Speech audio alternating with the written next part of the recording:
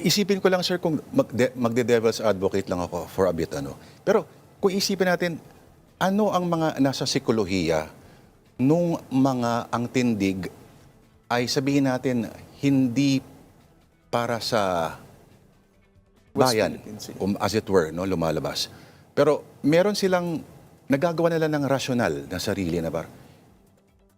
Meron bang may nakaka-relate o may naiintindihan ka ba na sabihin natin na may kahit spark lang ng praktikalidad ba o idealismo o ano ba ito o real politic kumbaga sa tindig nila? Alam mo, para sa akin, Sir Lord, no? Siguro, in terms of practicality, ang maiintindihan mo, yung mga Pilipinong napaniwala ng nakaraang administrasyon na, una, wala tayong magagawa. Secondly, kapag tumindig tayo sa West Philippine Sea, magkakagera. So, anybody na mayroong anak, mayroong pamilya, of course, kung yan ang sinasabi ng presidente mo, you'll be really afraid, no? Matatakot ka, and that's understandable. And in practical sense, mapapaniwala ka dahil imagine, presidente ng Pilipinas ang nagsasabi, kapag tumindig tayo sa West Philippine Sea, kawawa tayong lahat. In a matter of days, masasakop tayo.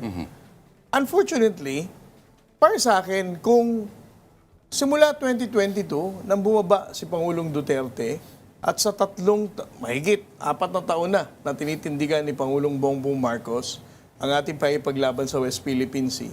Pero paulit-ulit ka pa rin na sinasabi mong sasakupin tayo ng China. Yan ay yung hindi ko magets. Parang you run out of common sense. Dahil kung ang sabi ni President Duterte, sasakupin tayo ng China, 4 na taon na nga natin tinitindigan to, hindi pa naman nagkakagera, right? So, on a practical sense, maintindihan mo sila, but disappointingly, parang hindi mo na rin magets kung ano yung common sense nila. Okay. Tuloy pa rin ba yung mga death threat laban sa inyo, sir?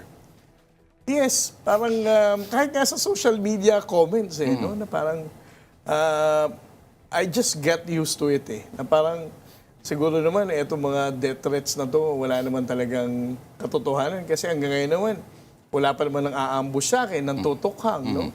So, para sa akin, mga ano lang yan, mga empty threats lang talaga.